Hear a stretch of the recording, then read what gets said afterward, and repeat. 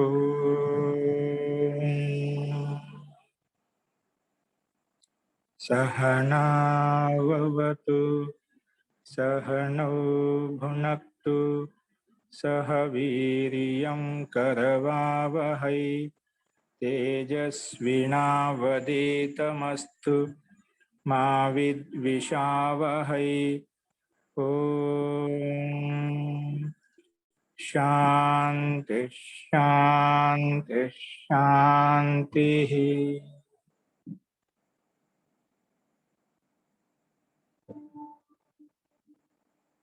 సర్వేభ్యో నమః. అందరికీ నమస్కారం అండి.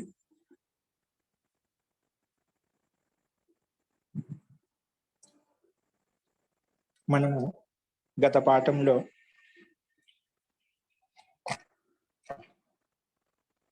అవ్యసంజ్ఞ ప్రకరణం చెప్పుకున్న తర్వాత నవేతి విభాష అనే సూత్రం చెప్పుకుంటున్నాము. అందులో నిన్న శుషావ శిస్వాయ శుషువతు శిస్వీయతు దక్షిణ పూర్వస్యై దక్షిణ పూర్వాయై ఈ ఉదాహరణలు చూసాం మనము. ఇవి వికల్పంగా, విభాష అంటే నిషేధము వికల్పము. ఎక్కడైతే నిషేధం ఉంటుందో, ఎక్కడైతే వికల్పం ఉంటుందో దాన్ని విభాష అంటాము. నిషేధ వికల్పాలని విభాష కింద చెప్తాము. నిషేధ వికల్పాలని అందుకే ఇప్పుడు అనయో నిషేధ వికల్పార్థయో విభాష సంజ్ఞ భవతి. నిషేధాన్ని వికల్పాన్ని విభాష కింద పరిగణిస్తాము. అంటే ఒకసారి అవుతుంది, ఒకసారి కాదు. ఒకసారి పూర్తిగా నిషేధించాడు, ఒకసారి మళ్ళీ వికల్పం చేశాడు. దీన్ని విభాష అని చెప్పుకున్నాము. ఇక్కడ విభాష శబ్దం ఎక్కడ వచ్చినా కూడా అన్నిటికీ తాత్పర్యం ఈ సూత్రం వచ్చి చెప్తున్నమాట. విభాష అంటే నిషేధ వికల్పార్థని విభాష అంటామని చెప్పి ఈ సూత్రం చెప్తుంది. సో దీనికి సంబంధించి ఉదాహరణ మనం అన్ని చూసామండి. ఈరోజు చాలా మంది రాసేది గ్రూపులో పెట్టాను. ఎవరైనా రాయని వాళ్ళు ఉంటే దాన్ని చూసుకోండి, మీకు అర్థమవుతుంది. నెక్స్ట్ ఇజ్ఞన సంప్రసారణం. సంప్రసారణం అంటే ఏమిటో ఏదో రాసుకోండి. ఇది చాలా సింపుల్ గా ఉంటుంది, సూత్రంలోనే అర్థం ఉంది, రాసుకోండి. పరిశిష్టంగా కనిపిస్తుంది చూడండి. ఇజ్ఞన సంప్రసారణం. ఇజ్ఞన సంప్రసారణం.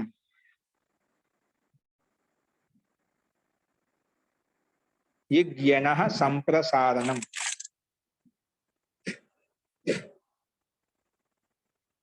ఇక్ ప్రథమ విభక్తి ఏకవచనం రాసుకోండి. ఇక్ అంటే సూత్రంలో ముందు ఇజ్ఞన సంప్రసారణం, ఇది సూత్రం అండి. ఇక్కడ ఇక్ ప్రథమ విభక్తి ఏకవచనం. యనః అంటే షష్ఠి విభక్తి ఏకవచనం. యనః షష్ఠి విభక్తి. షష్ఠి విభక్తి ఏకవచనం ఏదైతే ఉందో అది స్థానంలో అవుతుంది అన్నమాట. యనః షష్ఠి విభక్తి ఏకవచనం. సంప్రసారణం ఇది ప్రథమ విభక్తి ఏకవచనం. సంప్రసారణం ప్రథమ విభక్తి ఏకవచనం. సంప్రసారణం ప్రథమ విభక్తి ఏకవచనం.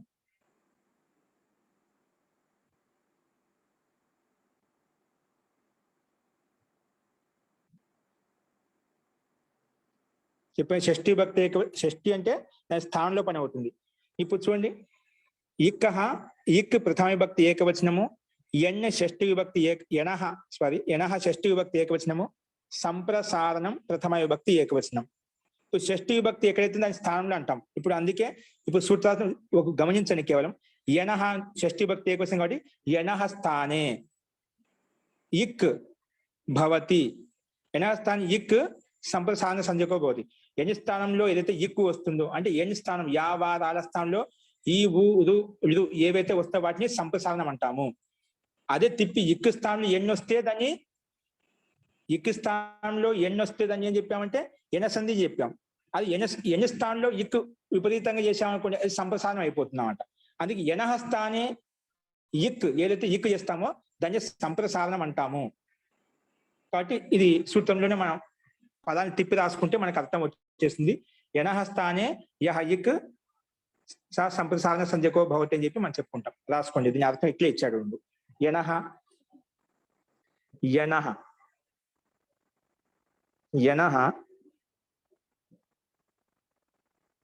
బ్రాకెట్ రాసుకోండి. యనః అంటే ఏమిటి? యా, వా, రా, ల అక్కడ ఇచ్చారు చూడండి. యా హలంతము, వా హలంతము, రకార హలంతము, లకార హలంతం అండి.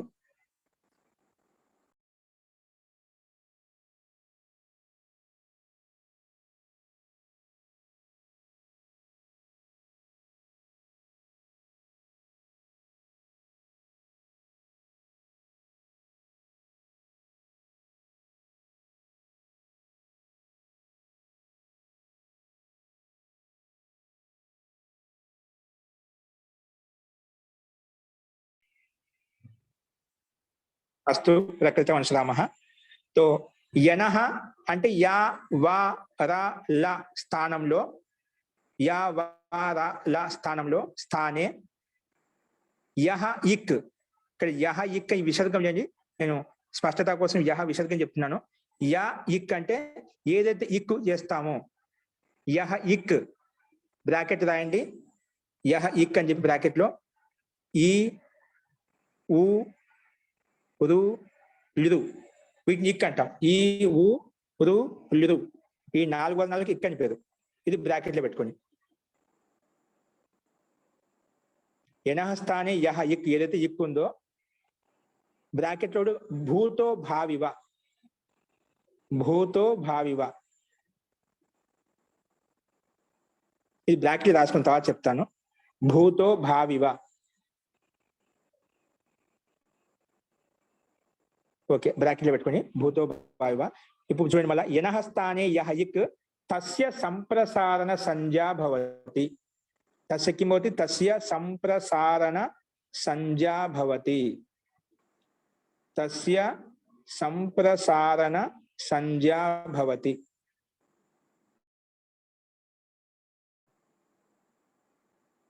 తస్య సంప్రసారణ సంజ్ఞా భవతి. తస్య సంప్రసారణ సంజ్ఞా భవతి.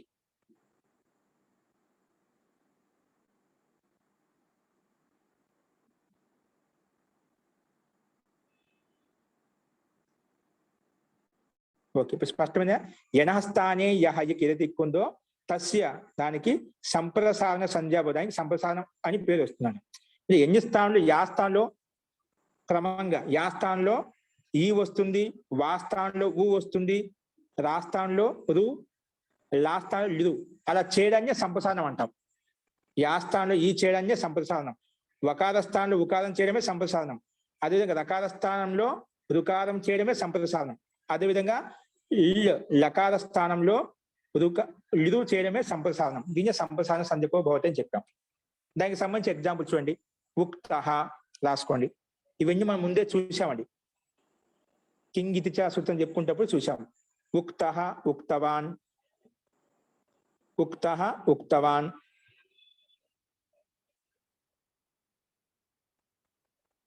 నెక్స్ట్ సుప్తః సుప్తవాన్, సుప్తః సుప్తవాన్. నెక్స్ట్ ఇష్టః ఇష్టవాన్, ఇష్టః ఇష్టవాన్. నెక్స్ట్ గృహీతః గృహీతవాన్, గృహీతః గృహీతవాన్, గృహీతః గృహీతవాన్. ఉక్తః ఉక్తవాన్, సుప్తః సుప్తవాన్, ఇష్టః ఇష్టవాన్, గృహీతః గృహీతవాన్. ఇవి మనకు ఉదాహరణ అండి. ఉక్తఃలో తా ప్రత్యయం ఇచ్చాము, ఉక్తవాన్లో తవతు ప్రత్యయం. అన్ని చోట్ల తా తవతు ప్రత్యయం వచ్చిందంట. ఎక్కడైతే తా వచ్చిందో ఉక్తః తవతు వేసుకుంటే ఉక్తవాన్. అదేవిధంగా సుప్తఃలో కూడా తా ప్రత్యయము తవతు వేసుకుంటే సుప్తవాన్. ఇష్టఃలో తా, ఇష్టవాన్లో తవతు. గృహీతలో తా, గృహీతవాన్ లో తవతు. తవతు ప్రత్యయం ఎక్కడైతే ప్రస్తుతం వస్తుందో వాన్ వస్తుందండి. గృహీతవాన్. ఓకేనా?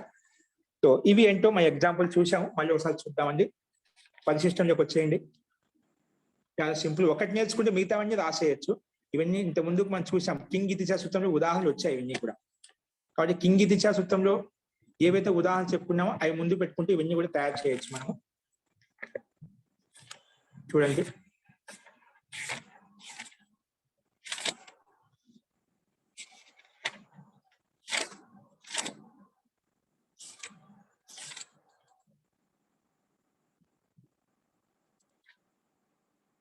రాసుకోండి. ముందు ఉక్త ఒకటి ఎలా అని ఒకటి చూద్దాము, నీట్గా రాసుకోండి.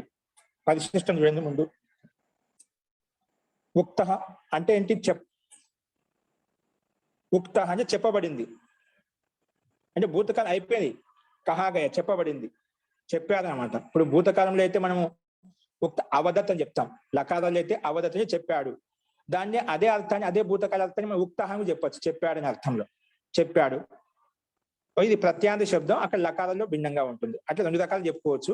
ఇది ప్రత్యాంత శబ్దం. ఏ ప్రత్యాంత శబ్దం ఎలా తయారైంది ఇప్పుడు చూద్దాం. ఈ ఉక్త శబ్దం యొక్క రూపసిద్ధి ఎలా వస్తుంది ఇక్కడ చూద్దాం. రాసుకోండి. ఉక్త అంటే చెప్పబడింది. ఏం చెప్పబడింది ఇది ఎలా తయారైంది చూద్దాం.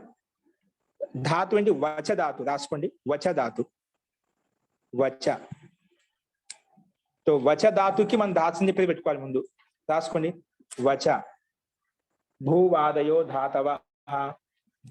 భూవాదయో భూవాదయో ధాతవ.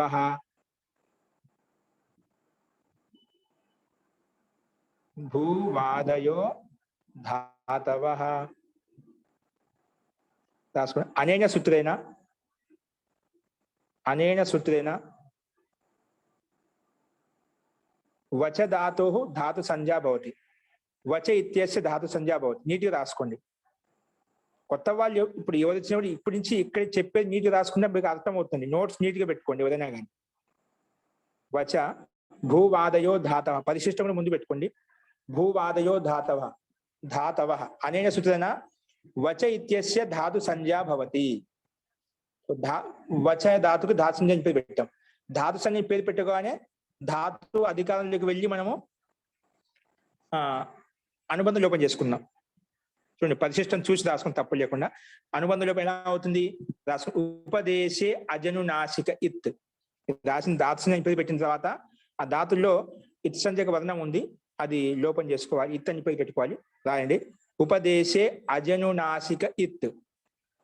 వచలో చకారం పూర్తిగా అనిపిస్తుంది కదా, దానికి మనం అనంతం పెట్టుకోవాలన్నమాట.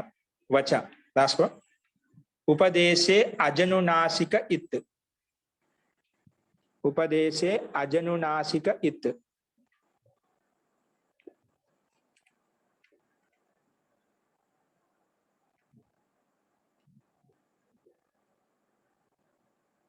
అనేన సూత్రేణ వచ ధాతోః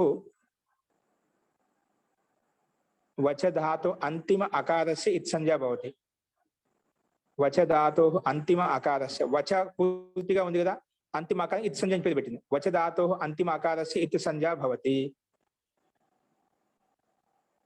వచ ధాతోః అంతిమ అకారస్య ఇత్ సంజ్ఞా భవతి.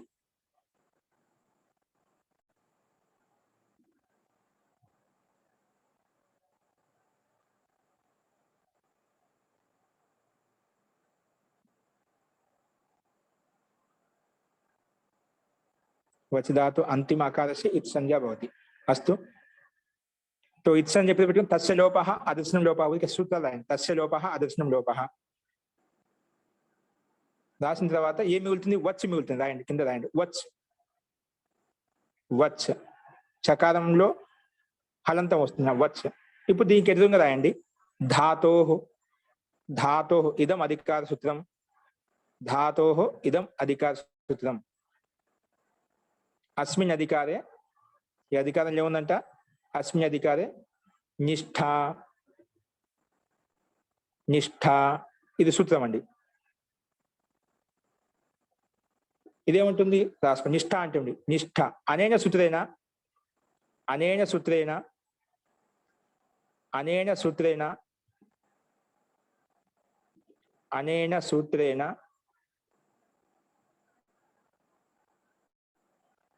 అనేన सूत्रेण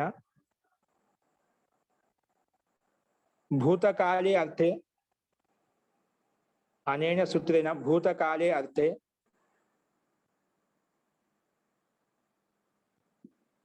భూతకాలి అంటే నిష్ఠా ప్రత్యయో భవతః. భూతకాలి అంటే భూతకాలం చెప్పడం కోసం నిష్ఠ అంటే జరిగిపోయిన కాలం చెప్పడం కోసం ఈ ప్రత్యయాలు వస్తాయి, నిష్ఠా ప్రత్యయాలు వస్తాయంట. అనేన సూత్రేణ భూతకాలి అర్థే నిష్ఠా ప్రత్యయో భవతః. నిష్ఠా ప్రత్యయో భవతః.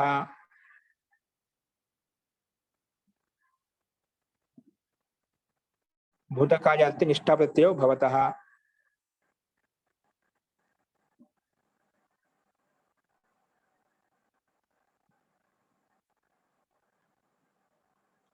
నిష్ఠా ఇతికి నిష్ఠా ప్రత్యయాలు వస్తాయి.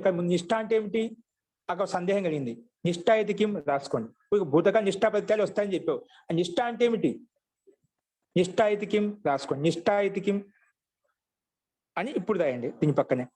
క్తవతు నిష్ఠ, క్తవతు నిష్ఠ. తాకి క్తవతు ప్రత్యయాలు నిష్ఠ అని పేరు. ఏం పేరుంది? తా క్తవతు, ఈ రెండు ప్రత్యయాలకు నిష్ఠ అని పేరు పెట్టామంట. ఓకేనా? ఆ నిష్ఠ అంటే ఆ సూత్రం తెచ్చి ఆ దాంతో అయిపోతుంది. కానీ నిష్ఠ అంటే తెలియడం కోసం, స్పష్టత కోసం చెప్పింది.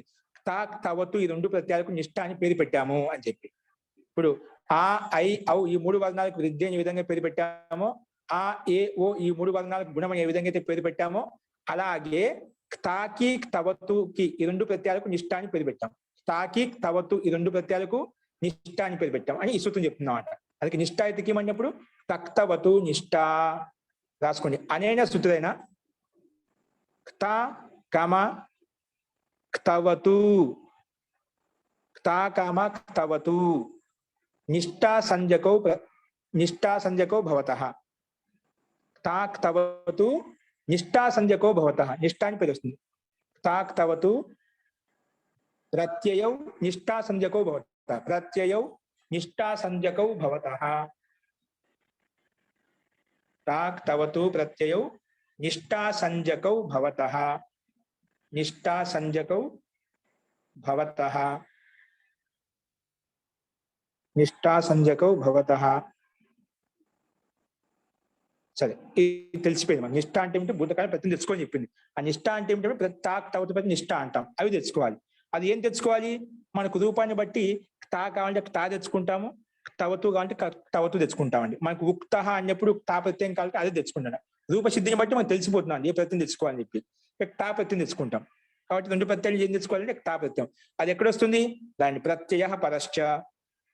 ప్రత్యయ పరశ్చ ప్రత్యయం ఎల్లప్పుడు పరంగానే వస్తుంది, పక్కనే వస్తుంది, ధాతుకి పక్కనే వస్తుంది. ప్రత్యయ పరశ్చ ఓళ్ళు సూత్రం రాయండి. రాసిన తర్వాత కింద చూపించండి. వచ్ క్త కింద చూపించి వచ్ క్త, వచ్ క్త.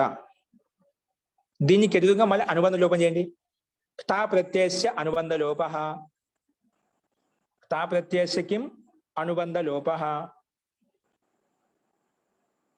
तो క్తా ప్రత్యయానికి అనుబంధ లోపం ఎలా అవుతుందండి? క్తా ప్రత్యయ క్త క ఉంది, తా ఉంది. క్తా ప్రత్యయానికి అనుబంధ లోపం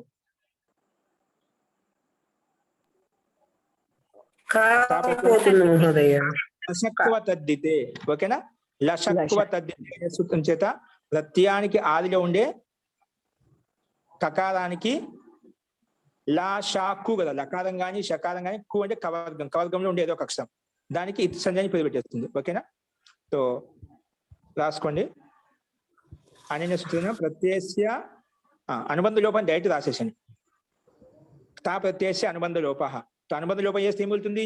ఓన్లీ తా మిగులుతుంది. రాయండి కింద రాయండి. అది అనుబంధ లోపం చేస్తే ఏం మిగులుతుందో ఆ స్థితి చూపించాలన్నమాట. వెనక ముందు పెట్టకూడదు. ఈ అనుబంధ లోపం అని చెప్పినప్పుడు అనుబంధ లోపం చేస్తే ఏం మిగిలింది అది చూపించాలన్నమాట. వచ్చు తా ఏం మిగిలిందండి? వచ్చు తా. ఇప్పుడు దీనికి ఎదురుగా రాయండి. దీనికి ఎదురుగా వచి స్వపి యజాదీనాం కితి. వచి స్వపి యజాదీనాం కితి. వచి చూడు, వచ్ ధాతు, స్వపి స్వపు ధాతు, యజ్ ధాతు, ఇటువంటి ధాతులన్నిటికీ కితి పక్కనే ఉంటే సంప్రసారం చేస్తుంది ఈ సూత్రం. వచ్చి రాసుకోండి. వచి స్వపి యజాదీనాం కితి. అనేన సూత్రేణ అనేన సూత్రేణ అనేన సూత్రేణ వచ ధాతోః వచ ధాతోః वच धातु किति प्रत्यये परतः संप्रसारणं भवति। किति प्रत्यये परतः किं भवति? संप्रसारणं भवति। అంటే ఇదేం చెప్తుంది? వచ్చు ధాతు కానీ కింద చూడు, స్క్రీన్ మీద చూడండి ఒకసారి. ఏ ధాతులు అంట ఇక్కడ ఇచ్చాయి పైన. యజ్ అంటే యజ్ ఆది యేషాంతే యజాదయ, ఇది యజాది గణం అండి. యజాది గణంలో కొన్ని ధాతులు ఇచ్చాడనమాట, కొన్ని శబ్దాలు. యజాది గణం కాదు, యజ్ ఆది యేషాంతే యజాదయ, యజాది గణం ఉందండి. దాంట్లో కొన్ని శబ్దాలు కొన్ని ధాతులు ఇవ్వబడ్డాయన్నమాట. వాటికన్నిటికీ అంటే యజాది గణంలో ఏవైతే ఉన్నాయో వాటన్నిటికీ కూడా సంప్రసారణం అవుతుంది. అదే విధంగా వచ్ ధాతు, స్వపు ధాతు, స్వాది యజాది గణం కాదండి, క్షమితం. ధాతు పాఠంలో యజధాతు ఎక్కడైతే ఉందో, యజధాతు ఎక్కడైతే ఉందో అది గణ విశేషంలో ఉంది. ఇది ఏ గణం అంటే చెప్తా అండి, దివాది గణం ఉంటుంది. యజాదికి అంతర్గత్ యజ్ దేవ పూజ సంగతి దానేష్ లేక భువాది గణం.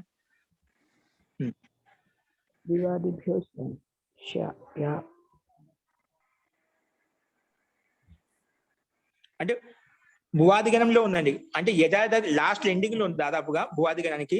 అందుకే కింద ఇచ్చాడు అన్నమాట. మీకు కనిపిస్తుంది ఇక్కడ, కావాలని చూడొచ్చు. ఇక్కడ చూడండి, హిందీ వచ్చిన వాళ్ళు చూడండి,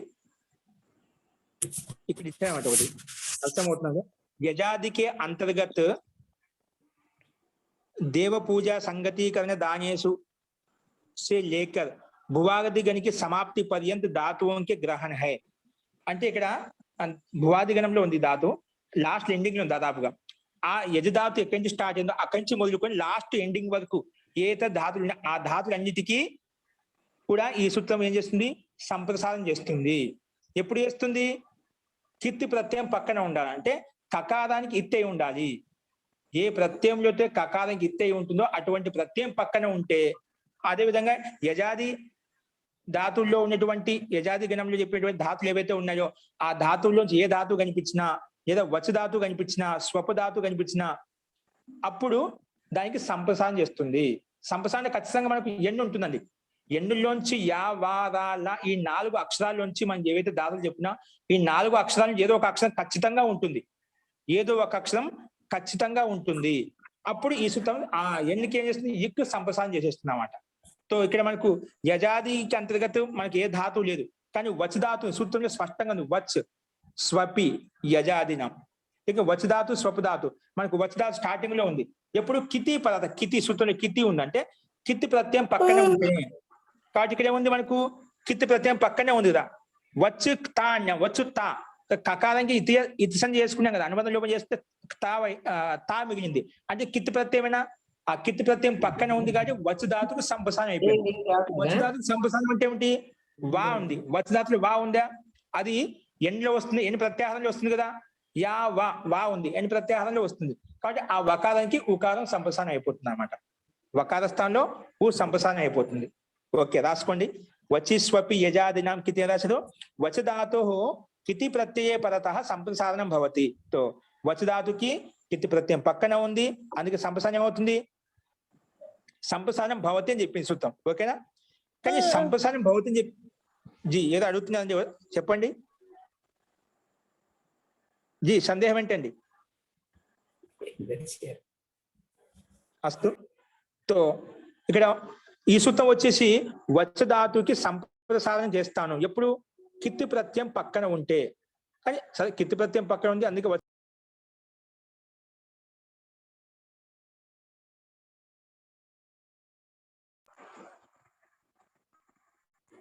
అది వినిపిస్తుందండి ఇప్పుడు? వినపడుతుంది మహోదయ.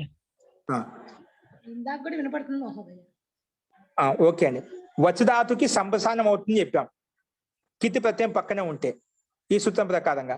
కానీ వచ ధాతుకి సంప్రసారం అంటే ఏమిటి? ముందు కిత్తి ప్రత్యయం పక్కన ఉంటే వచ ధాతుకి సంప్రసారం అవుతుంది చెప్పావు.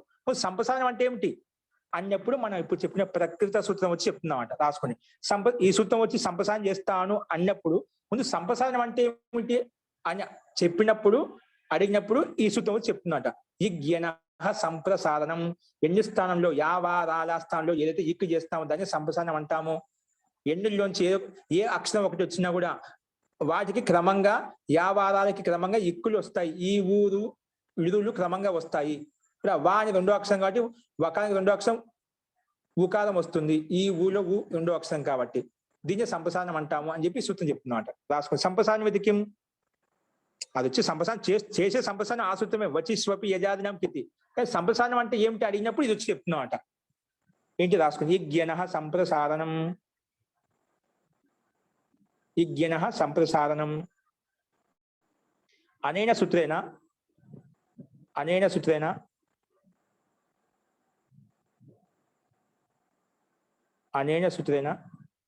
యనః స్థానే యః ఇక్ సంప్రసారణ సంజ్ఞకో భవతి. యనః స్థానే యా ఇక్ సంప్రసారణ సంజ్ఞకో భవతి.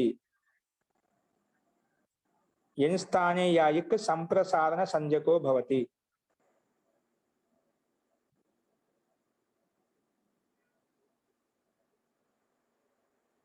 యనః స్థానే యా ఇక్ సంప్రసారణ సంజ్ఞకో భవతి.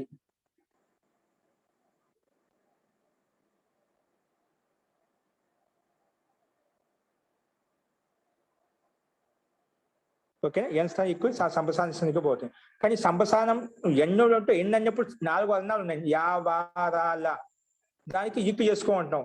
దీనికి ఏది చేసుకోవాలి? 4 వర్ణాలు ఏది పెట్టుకోవాలి మనకు తెలియదు కదా. దానికి సమానం చెప్పి ఆ సందేహానికి నివృత్తి కోసము మహర్షి పాణి చెప్పి యథా రాసుకోండి. కథం భవతి ఎన్ స్థానే ఇక్ కథం భవతి అన్నప్పుడు ఈ సూత్రం వచ్చినవాడి యథా సంఖ్యం అనుదేశ సమానం రాసుకోండి. ఈ సూత్రం 8 స్థానాలు సంప్రసారం చేసుకోని చెప్పి బాగానే ఉంది.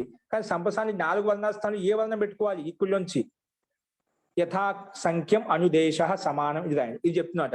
క్రమంగా పెట్టుకోవాలి. అది ఎన్నులో ఒకటో అక్షరం అయితే ఎక్కుల్లో కూడా ఒకటో అక్షరం, ఎన్నులో రెండో అక్షరం అయితే ఇది రెండో అక్షరం, అంటే క్రమంగా తీసుకోవాలి అని చెప్పాడు అనమాట. రాసుకోండి. యథా సంఖ్యం అనుదేశ సమానం. యథా సంఖ్యం అనుదేశ సమానం. యథా సంఖ్యం అనుదేశ సమానం.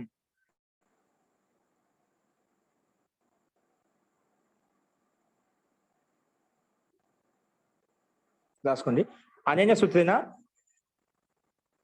యథాసంఖ్యం ఆదేశా భవంతి. యథాసంఖ్యం ఎన్నులు 4 ఉన్నాయి, ఇక్కులు 4 ఉన్నాయి. వాటి క్రమంగా చేసుకో. యథాసంఖ్యం ఆదేశ అంటే క్రమేణ ఆదేశా భవంతి. క్రమేణ ఆదేశా భవంతి. యా ఉంటే ఈ ఆదేశంగా వస్తుంది, వా ఉంటే ఊ ఆదేశంగా వస్తుంది. అలాగా యథాసంఖ్యం ఆదేశా భవంతి. యథాసంఖ్యం ఆదేశా భవంతి.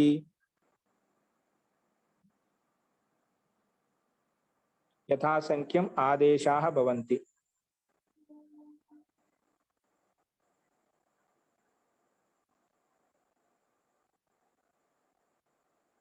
లేదా క్రమేణ ఆదేశా భవంతి అలాగూ రాయొచ్చు. లేదా క్రమేణ ఆదేశా భవంతి. క్రమేణ ఆదేశా భవంతి. క్రమేణ ఆదేశా భవంతి. ఓకేనా? అస్తు. తో ఇప్పుడు చేయండి.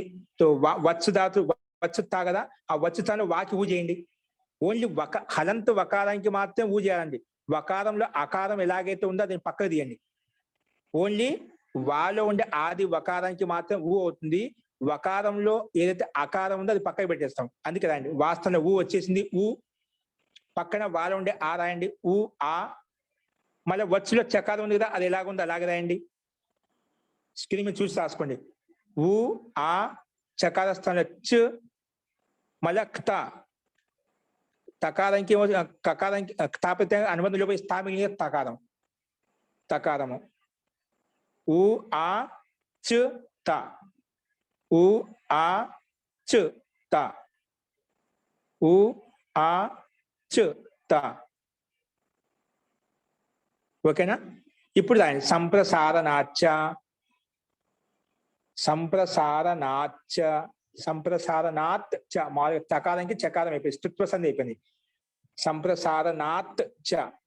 కానీ స్తుత్వ సంధి చేయడం వల్ల తకారంగా తకారం చకారంగా మారిపోయింది. సంప్రసారణాచ్చ అయిపోయింది. సంప్రసారణాచ్చ.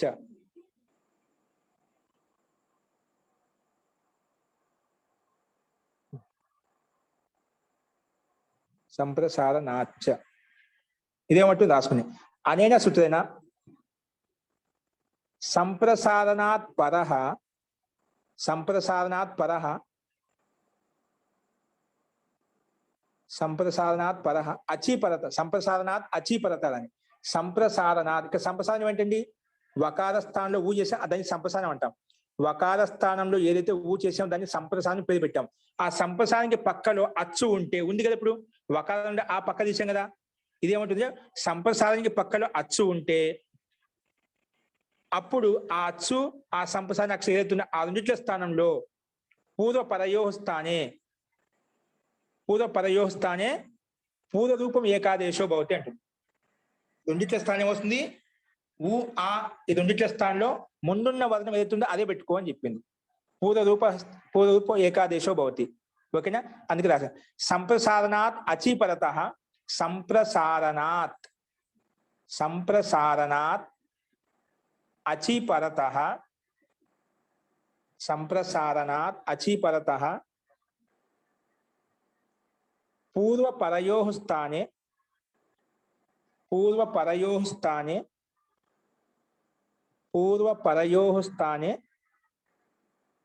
పూర్వరూపం ఏకాదేశో భవతి. పూర్వరూపం ఏకాదేశో భవతి. పూర్వపరయోః స్థానే పూర్వరూపం ఏకాదేశో భవతి.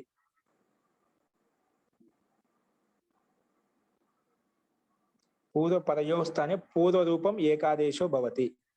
ఓకే, సో పూర్వరూపం ఏముంది? ఊ ఉంది, అదే వస్తుందన్నమాట. అందుకే దాన్ని ఉచ్చు అయిపోయింది. అంటే పక్కన ఉండే వకారం ఉండే ఆ పక్క దిశగా కూడా ఊలో కలిసిపోయింది అనమాట. పూర్వరూపంలో కలిసిపోయింది అనమాట. అందుకే ఉచ్చు అయిపోయింది. ఉచ్చుత్త కింద రాయండి.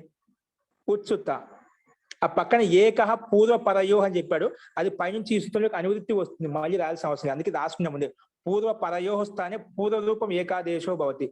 పూర్వపరం ఎక్కడి నుంచి వస్తుందంటే పైనుంచి అనువృత్తి వస్తుంది చెప్పి ఈ సూత్రం ద్వారా తెలిసిందన్నమాట. ఏకః పూర్వపరయోః అనే సూత్రం నుండి ఈ సూత్రంలోకి అనువృత్తి వస్తుంది అన్నమాట. చూడండి, కాంటిది 6వ అధ్యాయం 1వ పాదం 81వ సూత్రం. ఇది 6-1-104వ సూత్రం తర్వాత ఉందన్నమాట. అంటే పైనుంచి సూత్రానికి అనువృత్తి ఈ సూత్రంలోకి వచ్చిందన్నమాట. అస్తు. ఉత్సుత్త ఏంటండి? ఉత్సుత్త. ఇప్పుడు మనకు ఈ సూత్రం యొక్క ప్రయోజనం ఎక్కడ వచ్చిందండి? వచి స్వపి యజాదీనాం కితి అనే సూత్రం వచ్చేసి వచధాతుకి పక్కన కిత్ ఉంటేనా అప్పుడు సంప్రసారణం అవుతుంది అని చెప్పింది. సంప్రసారణం అంటే ఏమిటి అని అడిగినప్పుడు మన ప్రకృతి సూత్రం చెప్పింది. యనః సంప్రసారణం, యనః స్థానంలో ఎక్కువ చేయడానికి సంప్రసారణం అంటాము. ఇది మన సూత్రం యొక్క ముఖ్య ప్రయోజనం అన్నమాట. ఎన్ని స్థానంలో సంప్రసారం చేయడాన్ని ఇక్ అంటామని చెప్పి ఈ సూత్రం మనకు చెప్పింది. ఓకే, సో అదే ప్రకారం ఇది ముఖ్య ప్రయోజనం ఇక్కడ ఈ రకంగా వినియోగించబడింది. మిగిలిన ప్రక్రియ మనకు రూపసిద్ధిని బట్టి ఎక్కడైతే ఏ రకమైన మార్పు కావాలన్నా ఆ మార్పు చేసుకున్నాం. ఎందుకు మన లక్ష్యాన్ని బట్టి ముక్తః తయారు చేయాలి అంటే దానికి ఏవైతే అవసరం ఆ ప్రత్యయాలు తెచ్చుకుంటున్నాం. ముఖ్యంగా ఇగ్గిన సంప్రసారణం ఏ సందర్భంలో ఎక్కడ వినియోగించబడింది మనకి అది అర్థం కావాలా. వచిస్వపి యజాదీనాం కితి అనే సూత్రం వచ్చేసి వచధాతుకు కితి ప్రత్యయం పక్కన ఉంటే సంప్రసారం చేస్తాను అన్నప్పుడు సంప్రసారం అంటే ఏమిటి అని ప్రశ్న కలిగినప్పుడు ఈ సూత్రం వచ్చి చెప్పి ఇగ్గిన సంప్రసారణం. ఓకే అండి. ఆ సంప్రసారానికి పక్కలో అచ్చు ఉంటే ఆ రెండిట్ల స్థానంలో ముందున్న రూపమే ఏకాదేశంగా వచ్చింది. అందుకే ఉత్సుత్త. ఇప్పుడు ఎదురుగా రాయండి. చోహుక్కుహు చోహుక్కుహు చోహుక్కుహు. చోహుక్కు ఏమిటిదండి? అపదాంతస్య చవర్గస్య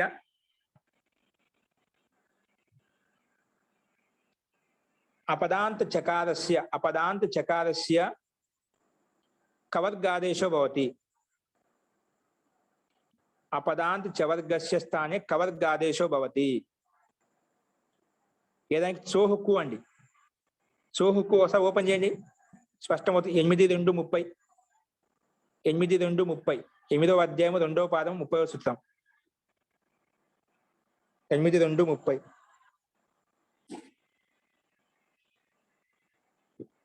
8-2-30.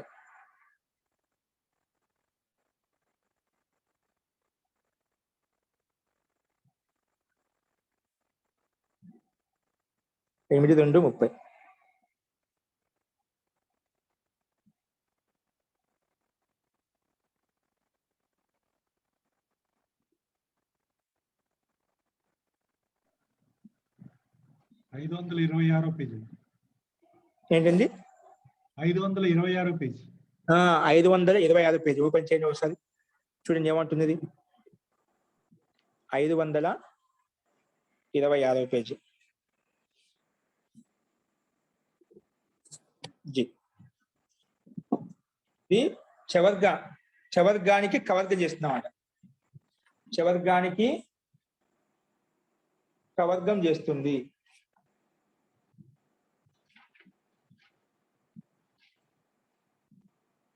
చూడండి ఇక స్పష్టంగా చవర్గస్య స్థానే కవర్గాదేశో బోధ. సింపుల్ గా చవర్గస్య స్థానే, అపదాంత కూడా ఏమడలేదు, పదస్య అంత ఇచ్చాడు విద్య. చవర్గస్య స్థానే కవర్గాదేశో భవతి జలి పరతః పదాంతేచ. పదానికి అంతిమంలో కానీ జల్ పక్కన ఉన్నప్పుడు కానీ రెండు ఆప్షన్స్ ఇచ్చాడు. పదానికి అంతిమంలో ఉన్నప్పుడు కూడా చవర్గ స్థానంలో మనము చవర్గ స్థానం చేసుకొని కవర్గం చేసుకోవచ్చు అండి. చవర్గం అంటే చ ఛ జ ఝ య, ఈ 5 అక్షరాల స్థానంలో కవర్గంలో ఉంటే 5 అక్షరాలు వస్తాయి. ఇక్కడ క్రమంగా తీసుకోవాలన్నమాట. ఒకవేళ చవర్గం యొక్క మొట్టమొదటి అక్షరం ఉంటే కవర్గం యొక్క మొట్టమొదటి అక్షరం. ఒకవేళ చవర్గం యొక్క రెండో అక్షరం ఉందనుకోండి, కవర్గం యొక్క రెండో అక్షరం. ఒకవేళ చవర్గం యొక్క మూడో అక్షరం ఉందనుకోండి, కవర్గం యొక్క మూడో అక్షరం. అలా తీసుకోవాలన్నమాట. కాబట్టి చోహకు ఏమంటుంది రాసుకోండి. అపదాంతం చెప్పాను కొట్టేసి చవర్గస్య స్థానే కవర్గాదేశో భవతి అనండి. చవర్గస్య స్థానే అంటే చవర్గస్య స్థానంలో, చవర్గస్య స్థానే కవర్గాదేశో భవతి, కవర్గ ఆదేశంగా వస్తుంది. ఎప్పుడు? జలి పరతః. జలి పక్కన ఉంది కదా, ఉచ్చు కదా మనకు. ఎక్కడంటే ఉచ్చు అండి. ఉచ్చు పక్కన ఏముంది? తా ఉంది. తా జలి ప్రత్యాహారంలో వస్తుందా? వస్తుంది. జలి ప్రత్యాహారంలో వస్తుంది అన్నమాట. తా ఎక్కడ వస్తుంది? జల్ ప్రత్యాహారంలో వస్తుంది. అంటే జలి ప్రత్యాహారంలో వస్తుందన్నమాట. కాబట్టి జలి పక్కన ఉంది కాబట్టి ఇక్కడ పదాంత చకారానికి కవర్గం చేసుకుంటాం. ఇప్పుడు చవర్గంలో మొట్టమొదటి అక్షరం కాబట్టి దీని స్థానంలో కవర్గం యొక్క మొట్టమొదటి అక్షరం వస్తుంది. అందుకే దాన్ని ఉచ్చు స్థానంలో ఉక్ అయిపోయింది. ఉక్కు తా, ఉక్కు తా. ఉక్త అయిపోయింది మనకు, కలిపితే ఉంది ఉక్త అయిపోతుందండి. ఓకేనా? కొంచెం విడివిడిగా పెట్టుకున్నాం. ఉక్ చకారం కకారం వచ్చింది, కింద రాయండి. ఉక్కు తా, ఉక్కు తా. పరిశిష్టంలోకి వచ్చింది మళ్ళీ ఇప్పుడు ఉక్కు తా. ఈ సూత్రం చేసింది చవర్గ స్థానంలో కవర్గం చేసింది. జల్లు పక్కన ఉంటే, జల్లు కూడా ఉంది కాబట్టి పదానికి అంత చవర్గం కూడా ఉంది కాబట్టి మనం కవర్గం చేసుకున్నాం. ఓకే, అస్తు అండి. ఉక్కుత్త. ఇప్పుడు దీనికి ఎదుగు రాయండి. ఎందుకంటే తకారం అనేది తా ప్రత్యయం కృతి ప్రత్యయం అండి. తింగ్ బిండ్ ప్రత్యాకృతి సంజక భవంతి మనం చెప్పుకున్నాం ముందు, రాసుకోండి. కృద తింగ్, ఉక్కు తాకి ఎదుగు రాయండి. కృద తింగ్, కృద తింగ్, కృద తింగ్, కృద తింగ్.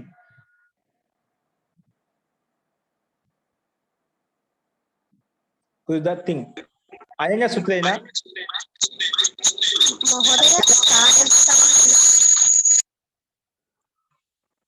ఏంటండి?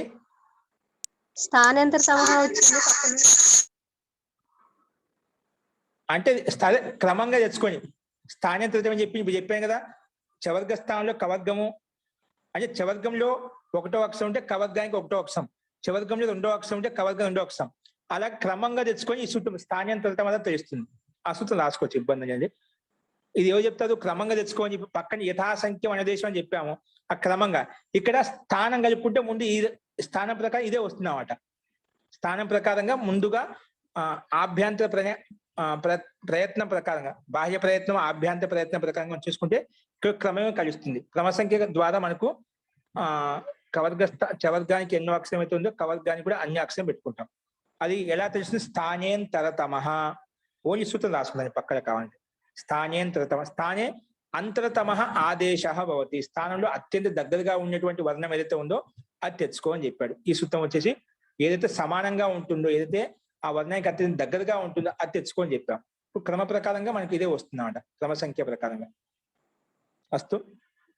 ఇక స్థానేంతరతమః సూత్రము రాసుకోండి. స్థానే అంతరతమః ఆదేశః భవతి. సూత్రంలో ఉంది స్థానే అంతరతమః అంటే సదృశంగా ఉండే వర్ణం వస్తుంది. అంతరతమః ఆదేశః భవతి అంటే సరిపోతుంది. అస్తు అండి. కింద రాయండి. ఉక్కుత్త కృదతింగ్ అనేన సూత్రేణ తకారస్య కృతు సంజ్ఞా భవతి. తకారస్య కృత్ సంజ్ఞా భవతి. సో టక్కన కృత్ అని పేరు పెట్టింది. కృత్ అని పేరు పెట్టుకోవడం ఎలా వచ్చిందండి? రాసుకోండి మళ్ళా. కృత్తద్ధిత సమాసాశ్చ, కృత్తద్ధిత సమాసాశ్చ, కృత్తద్ధిత సమాసాశ్చ, కృత్తద్ధిత సమాసాశ్చ. ఇప్పుడు ఇదేమంటుంది? కృత్ ప్రత్యయం ఏ దానికైతే అంతిమంలో ఉంటుందో ఆ మొత్తానికి ప్రాతిపదిక సంజ్ఞ అని పేరు పెట్టేస్తుంది. తాకి కృత్ అని పేరు పెట్టాం. ఆ కృత్ అని పేరు పెట్టిన తకారం ఎక్కడ ఉందండి? ఉక్కుకి అంతిమంలో ఉంది. ఎక్కడ ఉంది? ఉక్ అనే దానికి, ఉక్ అనే ధాతుకి అంతిమంలో ఉంది. అందుకే ఈ కృత్ ప్రత్యయం ఏ దానికైతే అంతిమంలో ఉంటుందో ఆ మొత్తానికి ప్రాతిపదిక అని పేరు వచ్చేస్తుంది. మొత్తం కలిసిపోయింది. ఉక్కుత్త అనే మొత్తానికి ప్రాతిపదిక అని పేరు పెట్టింది. కృత్ ప్రత్యయం అంతిమంలో ఉంటే ఆ మొత్తానికి ప్రాతిపదిక అని పేరు పెట్టేస్తున్నామాట. ఓకే, అందుకే రాసుకో. అనేన సూత్రేణ కృదంతస్య ప్రాతిపదిక సంజ్ఞా భవతి. అనేన సూత్రేణ కృదంతస్య ప్రాతిపదిక సంజ్ఞా భవతి. అనేన సూత్రేణ కృదంతస్య ప్రాతిపదిక సంజ్ఞా భవతి. కృదంతస్య ప్రాతిపదిక సంజ్ఞా భవతి.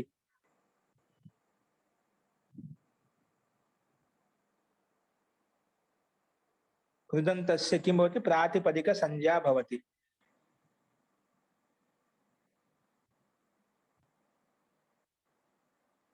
ఓకే అండి. సో ప్రాతిపదిక సంజ్ఞ పేరు పెట్టుకుని ఎలా వస్తుంది? మన దాని జ్ఞా ప్రాతిపదికాత్, జ్ఞా ప్రాతిపదికాత్ ఇదం అధికార సూత్రం, ఇదం అధికార సూత్రం, ఇదం అధికార సూత్రం. అస్మిన్ అధికారే, అస్మిన్ అధికారే, ఈ అధికారానికి వెళ్ళి పూర్వవత్ సు ఆది ఉత్పత్తి కృత్వా, పూర్వవత్ సు ఆది ఉత్పత్తి కృత్వా, పూర్వవత్ సు ఆది ఉత్పత్తి కృత్వా ప్రథమ విభక్తి ఏకవచనే సుప్రత్యయః భవతి. ప్రథమ విభక్తి ఏకవచనే సుప్రత్యయః భవతి. ప్రథమ విభక్తి ఏకవచనే సుప్రత్యయః భవతి. సో ప్రథమ విభక్తి ఏకవచనే సుప్రత్యయః భవతి. సుప్రత్యయ ఎక్కడ వస్తుంది? ప్రత్యయః పరశ్చ రాయండి. ప్రత్యయః పరశ్చ, ప్రత్యయః పరశ్చ, ప్రత్యయః పరశ్చ. तो राయండి. तो ఉక్త కలిపి రాసి ఉక్త ప్లస్ సు. ఉక్త అనే కృదంత ప్రాతిపదిక పక్కలో సు వచ్చినమాట.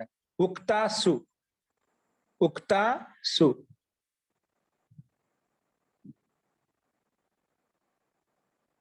ఉక్త సు.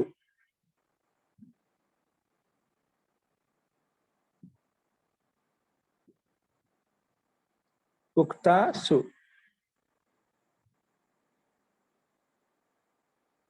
ఓకే, ఉక్తాసు. ఇప్పుడు మళ్ళీ సుప్రత్యయస్య పూర్వవత్ విసర్గః భవతి ఆయన. అంటే విసర్గ ప్రక్రియ అయితే ముందు చెప్పిన అక్కడ పునః పునః సుప్రత్యయస్య పూర్వవత్ విసర్గః భవతి. సుప్రత్యయస్య పునః సుప్రత్యయస్య సుప్రత్యయానికి పూర్వవత్ విసర్గః భవతి. మనం భాగశతులు చెప్పినారు విసర్గ ప్రక్రియ ఏదైతే ఉందో ఆ ప్రక్రియ ప్రకారం విసర్గం చేస్తాం. అప్పుడు రాయండి కింద పూర్వవత్ విసర్గః భవతి. విసర్గం చేస్తే ఉక్తః అయిపోతుంది. ఏమవుతుంది? ఉక్తః. ఉక్ ప్లస్ తః. ఉక్త సు ఉంది కదా, ఆ ఉక్త సుకే విసర్గం చేస్తే ఉక్తః రాయండి. కింద డైరెక్ట్ రాసేయండి. ఉక్తః ఇతి రూపం సిద్ధ్యతి. ఓకేనా? ఉక్తః ఇతి రూపం సిద్ధ్యతి. ఓకే అండి. ఇప్పుడు ప్రక్రియ అర్థమైందా? ఏ రకంగా అనేది స్పష్టమైందా? ఈ రకంగా ముఖ్యంగా ప్రయోజనం ఏంటి? మనం వచ్చి స్వపి యజాదీనాం కితి అనే సూత్రం సంప్రసారం చేస్తా అంటే సంప్రసారం అంటే ఏమిటి అడిగినప్పుడు మన ప్రకృతి సూత్రం వచ్చి చెప్తుంది. తర్వాత మనకు ఉక్త అనే రూపం ఎట్లా ప్రత్యయం వచ్చింది కాబట్టి దానికి కేవలం చకానికి కవర్గం చేసుకున్న ఉక్ అయిపోయింది. పక్కన తా ఎలాగైతే ఉందో అలాగే ఉంది. ఆ ఉక్తానికి సు తెచ్చుకుంటే ఉక్త రూపం సిద్ధించింది మనకు. ఉక్త ఇతి రూపం సిద్ధ్యతి. అలాగే సుప్త ఎన్ని రూపాయలు? సుప్త, ఇంకా ఏమన్నా గృహీత, కొంచెం తేడా గృహీత దీర్ఘం వస్తుంది, మిగతా సుప్త సేమ్ వస్తుంది. అక్కడ ధాతు మాది స్వప్పు ధాతు, స్వప్పులో వా ఉంది, వాకి ఓ అవుతుంది, అప్పుడు సుప్ అయిపోతుంది. మీకు తా ఎక్కడ ఉందో అక్కడనే ఉంది. మొత్తం ప్రక్రియ దీని లెక్కనే ఉంటుందండి. సుప్త, అదేవిధంగా గృహీత. ఆ గృహీతలో కొంచెం తేడా ఏంటంటే దీర్ఘం అవుతుంది. ఎలా అవుతుంది? గ్రహో లిటి దీర్ఘ అనే సూత్రం చేత కేవలం దీర్ఘం చేస్తాం, అదే విశేషం అండి. మిగిలిన ప్రక్రియ అంతా కూడా సేమ్ ఒకే విధంగా ఉంటుంది. కాబట్టి ఉక్తకి సమానంగానే సుప్త. సుప్తలో స్వపు ధాతు తీసుకుంటాము, సేమ్ ఇదే విధంగా తాపత్యం వస్తుంది. మళ్ళా వచ్చి స్వపి యజాదీనాం కితి అనే సూత్రం చేత సంప్రసారం అవుతుంది. కానీ రాసేటప్పుడు అక్కడ వచ్చి ధాతు సంప్రసారం అవుతుందని చెప్పాము. ఇక్కడ స్వపు ధాతు కితి ప్రత్యయ పదత సంప్రసారం అవుతాయి అంటాం. అది స్వపులో వా ఉంది కదా, ఆ వాకి ఊ చేస్తాం, వాకి ఊ చేస్తాం, వాలో ఉండే అతని పక్క తీస్తాము. ఇక్కడ ఏ విధంగా తీసాము, ఇక్కడ సంప్రసారణాచి వచ్చి కలిపేస్తుంది, ముందు దాంట్లో కలిపేస్తుంది. అప్పుడు సుప్ అయిపోతుంది. సుప్పుత్త కలిపితే సుప్త అనే రూపం సిద్ధిస్తుంది అన్నమాట. అదేవిధంగా గృహీతలో సేమ్ అదే విధంగా ఉంటుంది. గృహు ధాతు తాపత్యం చేసుకుంటాము. ఇక్కడ తాపత్యానికి ఆర్ధాత్మకం తింగిసిత్ సార్ధాత్మకం, ఆర్ధాత్మకం శేష. తింగి భిన్న ప్రత్యయాలు ఏవైతే ఉన్నాయో వాటికి ఆర్ధాత్మకం పేరు వస్తుంది. కాబట్టి తాపత్యం ఆర్ధాత్మకం కాబట్టి ఆర్ధాతు కస్యేడు వరాదేతో ఇటాకం ప్రాప్తం అవుతుంది. ఆర్ధాతు కస్యేడు వరాదేతోటి ఆర్ధాతు సంజయ్ పేరు పెట్టుకున్న తర్వాత ఎవరికి? తాప్రత్యానికి. మధ్యలో గ్రహధాతుకి తాప్రత్యానికి ఇట్ ఆగమంగా వస్తుంది. ఆ ఇట్టు వచ్చిన తర్వాత అనుబంధ లోపం చేస్తే ఈ మిగులుతుంది. ఆ ఇకారానికే మళ్ళీ గ్రహో లిటి దీర్ఘ. ఇది 7వ అధ్యాయం 2వ పాదం 37వ సూత్రంలో ఉన్నాడు. 7-2-37వ సూత్రంలో. ఇది వచ్చేసి నువ్వు ఎవరికైతే ఇటు చేసావు ఆ ఇటులో ఉండే హ్రస్వ ఈకారానికే గ్రహధాతుకి పక్కలో ఇట్టుక ఈకారం ఉంటే నేను దీర్ఘం చేస్తాను అని చెప్పి ఈ సూత్రం చెప్పిన. గ్రహో లిటి దీర్ఘ. గ్రహధాతుకి పక్కలో ఇకారం ఉంటే ఆ ఇకారానికి దీర్ఘ ఈకారం చేస్తా అని చెప్పి దీర్ఘం చేస్తుంది. అప్పుడు గ్రహ ఈ గ్రహీ అయిపోయిందన్నమాట. గ్రహలో ఆ ఉంది, గ్రహీత అయిపోయింది. కానీ మనకి ఏం కావాలి? గృహీత కావాలి. అది ఇక్కడ గ్రహధాతుకి సంప్రసారం చేస్తే రా అని రూగా మారిపోతుంది. ఇదే కదా ఏంటంటే యా వా రా లా. గ్రహలో రా ఉంది, రాకి వాకి యాకి సంప్రసారం ఈ అన్యాము, వాకి సంప్రసారం ఊ అన్యాము. అదేవిధంగా రాకి సంప్రసారం అవుతుంది, రూ అయిపోతుంది. గ్రహలో రా ఉంది, గ్రహలో రా ఉంది, ఆ రకారానికి సంప్రసారం అవుతుంది, రూ అయిపోతుంది. అందుకే గృహు అయిపోయింది. రాకి మాత్రం రూ చేస్తాం, మిగిలిన వర్ణాలు ఎలాగైతే ఉన్నా అలాగే ఉంటాయి. అందుకే గృహు అయిపోయింది. గృహు పక్కన ఈ ఉంది, ఆ గృహులో ఉండే ఈకారము పక్క గృహధాతుకు పక్కన ఈకారము, హకారంలో ముందు హా ఉంది కదా, హకారం కంటే గృహీత అయిపోయింది. మళ్ళీ విసర్గం తెచ్చుకుంటాము. విసర్గానికి విసర్గం చేస్తే సు తెచ్చుకుంటాం, సుకి విసర్గం చేస్తే గృహీత అనే రూపం సిద్ధిస్తుంది మనకు. ఈ రకంగా ఈ 3 రూపాయలు తయారవుతాయి. కాబట్టి మీరు ప్రయత్నం చేయండి. ఇది సుప్త గృహీత అనే రూపం కూడా గృహీతలోకేను ఆర్ధధాతు సంజయ్ పేరు పెట్టుకున్న తర్వాత ఆర్ధధాతు కస్యేడు వలాదేహి అనే సూత్రం చేత ఇటు తీసుకొస్తాము. ఇటుకి అనుబంధ లోపం చేసుకునే ఈ మిగులుతుంది. తర్వాత గ్రహో లీటి దీర్ఘ అనే సూత్రం చేత ఆ ఇకారానికి దీర్ఘం చేస్తాము. అది విశేషము. మిగిలిన ప్రక్రియ అంతా ఒకే విధంగా ఉంటుంది. కాబట్టి ఈ రకంగా ఈ రూపసిద్ధి కూడా ప్రయత్నం చేయండి, రాయండి కూడా. ఇంకా ఉక్తవాన్ అంటావా, తవతు ప్రత్యయం, ఇది మనము చూసామండి. ఎక్కడ చూసాము? ఉక్తవానికి సిద్ధి ముందు చెప్పుకున్నామండి. ఉక్తవాన్ అంటే ఎక్కడ వచధాతు ఎక్కడంటే ఇది కింగితిచ్చ అని చెప్పాం కదా, అక్కడ ఒకసారి చూడండి. చిత్తవాన్ శబ్దం చేసారా, పరిశిష్టం 1-1-5 వస్తాం, అంటే 5 కింగితిచ్చ వస్తాం. చిత్తవానికి సమానంగా మొత్తం ఉక్తవాన్ కూడా అండి. అక్కడ చీ ధాతు, ఇక్కడ వచ్ ధాతు, అంతే తేడా. మిగిలిన ప్రక్రియ ధాతు మార్చుకొని సేమ్ అదే విధంగా ఉంటుంది, కొంచెం కూడా మార్పు ఉండదు. ఒకసారి దాని ప్రకారంగా ప్రయత్నించండి. కావాలంటే రాస్తే పర్వాలేదు, లేకపోతే రేపు చెప్తా అండి. ఉక్తవానికి రూపసిద్ధి ఎలా తయారైంది అనేది రేపు చెప్తాను. ఈ మటుకు ఉక్త, సుప్త, గృహీత ఈ 3 తా ప్రత్యయానికి సంబంధించి ఎగ్జాంపుల్ మటుకు అందరూ ప్రయత్నం చేయండి. అందరికి అర్థమవుతుంది. తప్పైనా పర్వాలేదు, రాసి పంపించండి. చాలా మంది రాస్తున్నారు. పొరపాటున రాయలేకపోతున్నా రాసిన వాళ్ళు చూసి ఒకసారి గమనించండి ఏ రకంగా రాశారు మీరు. కాబట్టి అర్థమవుతుంది. విశిష్టంగా ఏవైతే మారిపోయా అవి కింద చూపించామట, అది ఒకటి గుర్తు పెట్టుకోండి. మిగిలిన ప్రక్రియ అంతా ఒకే విధంగా ఉంటుంది. ఓకే అండి, అస్తు. ఇంకోటి ఇష్టహ రూపం ఉందండి. ఇష్టహలో ఒక విశిష్టమైన సూత్రం వచ్చింది.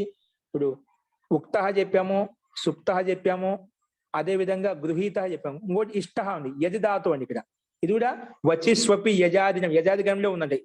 యజిధాతు యజాదిగణంలో ఉంది. ఇక్కడ యజిధాతుకి యజిలో ఉండే జకారానికి, ఇప్పుడు వచ్చులో ఉండే చకారానికి కవర్గం ఏ రకంగా అయితే చేశామో, అది యజిధాతులో ఉండే జకారానికి వ్రశ్చ భ్రశ్చ సృజ మృజ యజ రాజ భ్రాజ శశాం సహ అనే సూత్రం చేత ఇక్కడ పూర్తిగా ఇవ్వలేదు. ఆ సూత్రం ఓపెన్ చేసి చూడండి. 8వ అధ్యాయము 2వ పాదము 36 సూత్రం.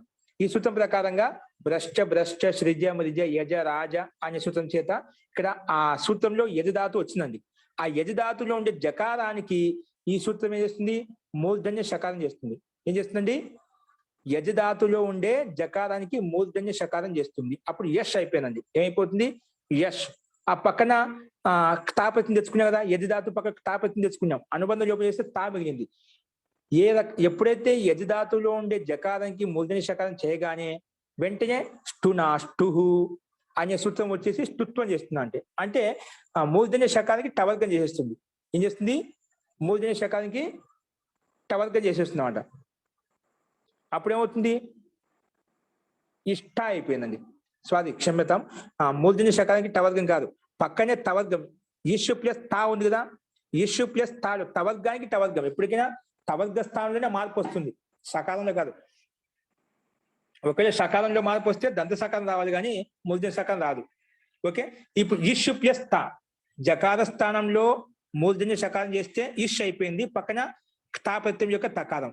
ఆ తకారానికి స్టునాష్టు అనే సూత్రం వచ్చేసి ఎప్పుడైతే జకారానికి మూర్ధన్య సకారం చేశామో వెంటనే పక్కన ఉన్న తా ప్రత్యయం నుండి తకారానికి టవర్గం అయిపోయింది. టవర్గం యొక్క మొట్టమొదటి అక్షరం కాబట్టి టవర్గంలో ఉండే మొట్టమొదటి అక్షరం టా వచ్చింది. అందుకే ఈషు ప్లస్ టా కలిపితే ఇష్ట అయిపోయింది. మళ్ళీ తా ప్రత్యయం కృతి సంధ్య ఉంది కాబట్టి మళ్ళీ ప్రాతిపదిక సంధ్యని పేరు పెట్టుకుంటాం. ప్రాతిపదిక సంధ్యని పేరు పెట్టుకున్న తర్వాత ప్రాతిపదికానికి పక్కలో ఉండే ప్రాతిపదికం పక్కనే మనం సూ తెచ్చుకుంటాం. సూకి విసర్గం చేసుకుంటే మనకు ఇష్టహ అనే రూపం సిద్ధిస్తుంది. కాబట్టి ఇష్టహలో వ్రశ్చ భ్రశ్చ సృజ మృజ యజ యజ కూడా వచ్చిన సూత్రంలో యజధాతు వచ్చినాడు.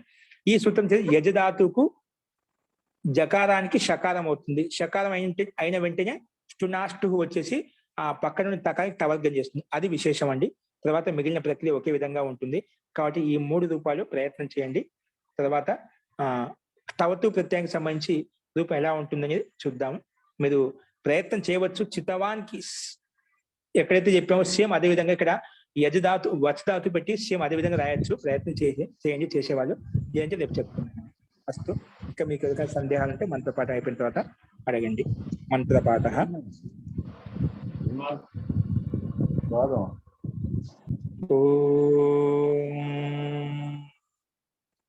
సర్వే భవంతు సుఖినః, సర్వే సంతు నిరామయాః, సర్వే భద్రాణి పశ్యంతు, మా కశ్చిద్ దుఃఖ భాగ్ భవేత్. ఓం శాంతి శాంతి శాంతి.